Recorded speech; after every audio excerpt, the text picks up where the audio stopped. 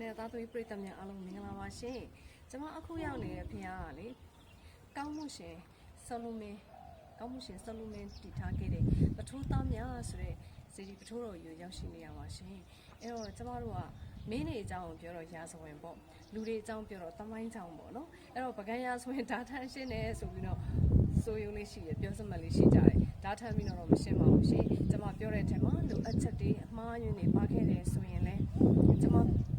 လက်လှမ်းမမီလို့အလှမ်းဝေးလို့ဖြစ်ကောင်းဖြစ်ပါလိမ့်မယ်ရှင်အဲ့တော့ပကံရာဆိုရင်မှာတော့ဒီနေရာလေးက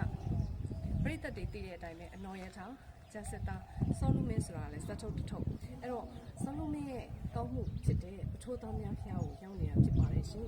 ဒီဖျားလေးမှာလဲကျမနဲ့ထူးခြားတဲ့အကြောင်းအရာလေးတချို့ရှိနေတဲ့အတွက်ကျမပကံကိုရောက်လို့ရှိရင်လဲဒီပထိုးသားများဖျားမှာကုသိုလ်ကောင်းမှုတွေလုပ်ပေးရပါတယ်ရှင်အဲ့ဒီအတွက်ကြောင့်မလို့ကျမဒီပထိုးသားများဖျားမှာကျမပြုလုပ်မဲ့ချိုရည်မုံစွန်းစင်မီအလင်းတိုင်းစတဲ့လူပွဲပစ္စည်းတွေလူတန်းချင်း